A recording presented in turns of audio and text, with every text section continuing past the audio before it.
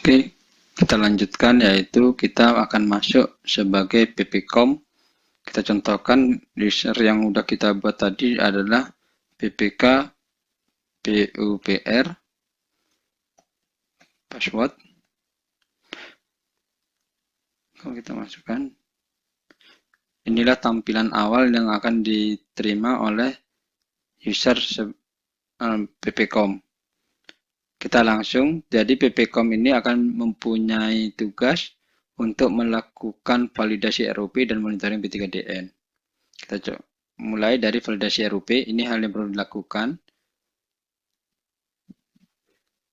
Kita pilih nama pemerintah daerahnya, Acehnya, kemudian satkernya kita hanya satu karena kita sudah melakukan filter pada saat pembuatan user. Kita refresh. Inilah daftar dari RUP yang telah di-entry oleh Satker Dinas PUPR yang ada di aplikasi Sirup. Tugas ppcom adalah memvalidasi isian-isian yang telah di-entry di Sirup. Kami contohkan adalah contoh seperti ini, yaitu ada nama paket yaitu perencanaan teknis pembangunan jalan APBK, metode pengadaan langsung, sudah di tagging sebagai 3DN. Kita validasi, kita masukkan. Di sini kalau kita sudah klik rincian akan pindah ke validasinya. Warna yang abu-abu ini adalah data yang sudah ada di aplikasi Sirup. Kode RUP-nya status terumumkan, dia sudah diumumkan, tanggal pengumumannya adalah 17 Maret, kemudian nama paketnya, keterangan paket, satker pelaksana, nama pejabat pembuat komitmen, NIP-nya, metodenya, pagu pengadaan, tagging 3DN, dan tagging usaha kecil, mikro, dan koperasi. Ini setelah ini kita lihat, ppcom akan memastikan apakah benar semua isian ini cocok apa tidak. Contohnya nih, apakah paket pengadaan ini terdapat penggunaan 3DN. Yang warna biru ini adalah yang aktif. Jawaban kita adalah yang warna biru. Kita jawab umpamanya memang kebetulan ini perencanaan teknis, kita lokal, ya. Persentasenya berapa? Jika ya, berapa persentase estimasi PDN? Karena ini jasa ya, kita anggap aja kita jasa lokal yang digunakan oleh kontraktor lokal, yaitu kita tangkap 100%. Kemudian alasan kita menulis dia sebagai TKDN. Alasan ini wajib, baik yang menggunakan maupun tidak menggunakan. Kita contoh ini karena yakin 100% adalah perencanaan dilaksanakan oleh kontraktor lokal. Apakah ini diperuntukkan untuk UMK, usaha mikro, kecil, dan koperasi? Iya dan tidak. Kita jawab iya, sama. Kita validasi. Kemudian informasi lainnya, ada yang perlu dijelaskan, silakan ditulis di sini. Kalau tidak, kita kosongkan. Setelah yakin pada pengisian ini, baru ppcom akan menjelaskan iya atau tidak. Paket pengadaan yang sudah diverifikasi ini, divalidasi ini, yang akan digunakan pada saat melakukan monitoring. Jika ini dijawab tidak, maka ini tidak akan muncul di monitoring P3DN. Jika dijawab ya, ini akan dibawa ke P3DN. Setelah selesai, kita simpan. Oke, ini udah berhasil, warna hijau udah keluar di sini. Kita coba kembali lagi, di sini kita sudah berubah. Ini yang pertama dilakukan oleh ppcom. Selanjutnya, ppcom akan melakukan monitoring dari pelaksanaan ini. Kita masuk ke monitoring P3DN. Kita pilih selatan, kemudian PUPR, kita refresh. Sehingga muncul ini satu. Hanya karena kita telah melakukan validasi cuma terhadap satu paket. Ini kita masih kosong.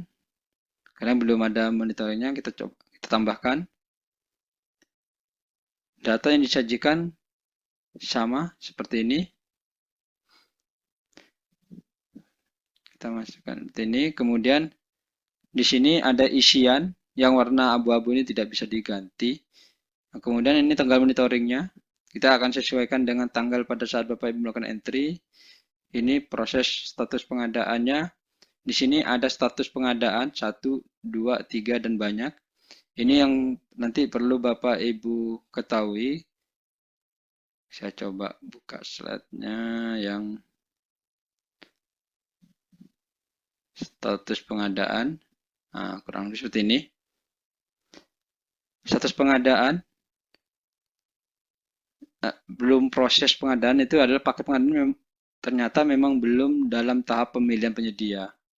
Dia belum melakukan apapun penyedia. Jadi pemilihan penyedia misalnya belum membuat HPS, belum melakukan pengumuman pelelangan, atau belum melakukan seleksi seperti ini. Kemudian pada saat Bapak Ibu paket terusnya adalah dalam proses pengadaan, paket pengadaan dalam tahap pemilihan penyedia. Berarti dalam proses pemilihan penyedia.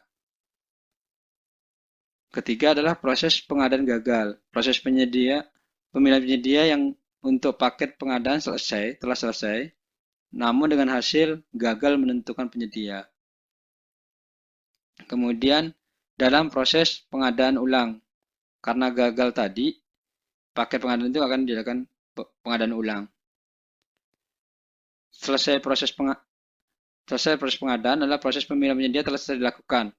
Proses ini termasuk penetapan pemenang sampai dengan penetapan pemenang dan atau kontrak telah ditandatangani namun tanggal efektif pelaksanaan kontrak belum dimulai. Jadi dalam arti selesai yang dimaksud dengan selesai proses pengadaan ini meskipun kontrak telah ditandatangani tetapi di tanggal efektif pelaksanaan kontrak belum dimulai masih dianggap sebagai proses pengadaan. Belum proses pelaksanaan pekerjaan, itu adalah paket pekerjaan sudah ditandatangani kontrak dan tanggal efektif pekerjaan sudah dimulai. Namun pekerjaan masih 0% progresnya. Dalam proses pelaksanaan pengadaan adalah paket pekerjaan dalam proses pelaksanaan kontrak yang termasuk ini adalah paket pekerjaan yang memiliki kemajuan progres lebih besar dari 0 dan lebih kecil dari 100%. Selesai pelaksanaan pekerjaan adalah paket pekerjaan 100% sesuai dengan ditandatangannya dengan adanya BAST, berita acara serah terima. Ini kita anggap selesai pekerjaan. Selesai pembayaran pekerjaan adalah selesai pembayaran kontrak yang telah dilakukan di luar retensi. Kita retensi yang biasanya jaminan 5% kita abaikan, jadi dianggap udah pembayaran 100%. Ini yang perlu dijelaskan untuk mengenai status pengadaan. Oke, kita lanjut ke nomor dokumen. Nomor dokumen ini bisa diisi dengan nomor kontrak, bisa diisi dengan nomor SPK, atau surat pesanan, apapun dokumen yang dipersamakan sebagai bukti realisasi dari pengadaan ini. Kemudian ini tanggal dokumennya, kita Bapak Ibu bisa pilih.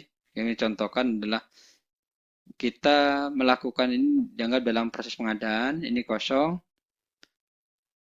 semua kalau dalam proses pengadaan, tetapi kalau kita selesai pekerjaan, kita kasih nomor SPK 01/2022, dokumennya kita isi, anggap aja kita bulan April, paket 19 juta, jumlah bayaran diterima karena ini satu, jumlah kalau memang udah pembayaran, ada pembayaran apa tidak. Umpamanya saat ini kita umpamanya hanya sebagai uang muka, berarti kurang lebih uang mukanya kita 2 juta. Oke, uang muka 2 juta. Kemudian metode perhitungan.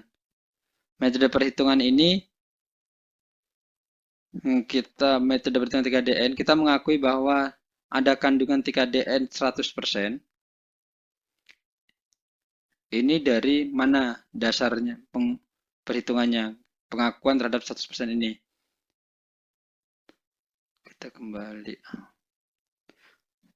Metode perhitungan 3DN kurang lebih seperti ini. Nanti sertifikasi 3DN yang berasal dari sumber sertifikat yang adanya 3DN. Itu besaran tingkat realisasi PDN didasarkan dengan nilai TKDN yang terdapat di sertifikat yang telah dikeluarkan oleh Kemenperin. Kemudian pernyataan penyedia self-declare, besaran tingkat realisasi PDN didasarkan dengan pernyataan tertulis oleh penyedia dikarenakan belum adanya sertifikat yang dikeluarkan oleh Kemenperin.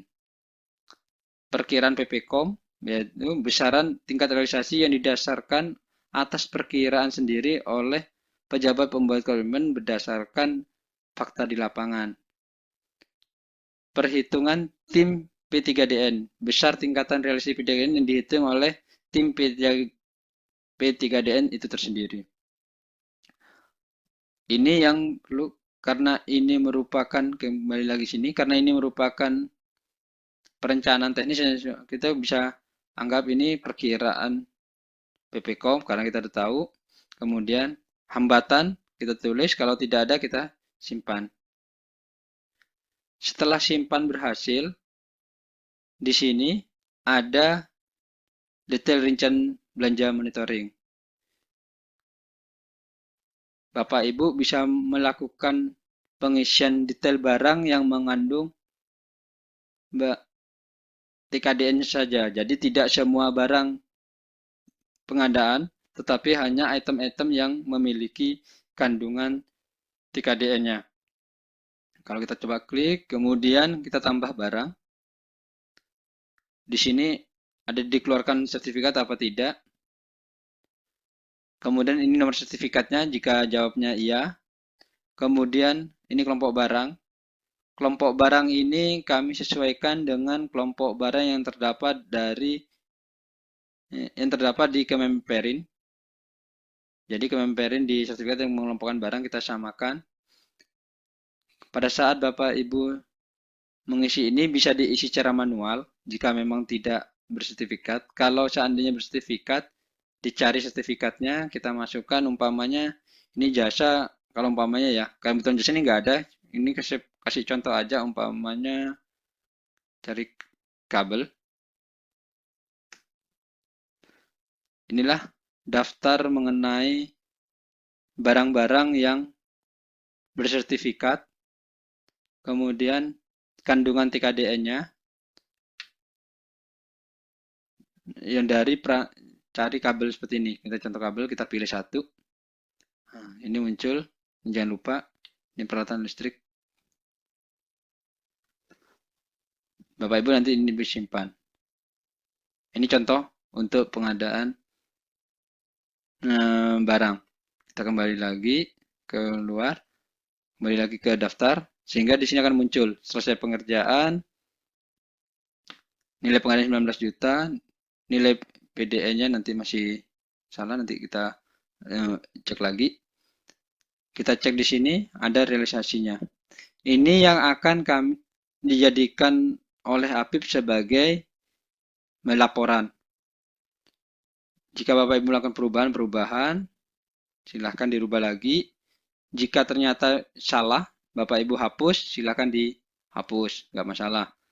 Penghapusan dan perubahan ini bisa dilakukan selama monitoring ini belum dilaporkan oleh Apip. Kalau sudah dilaporkan oleh Apip, monitoring ini tidak bisa diedit. Sehingga Bapak Ibu kalau ada melakukan perubahan terhadap data, tinggal ditambah realisasi lagi dengan tanggal monitoring yang berbeda.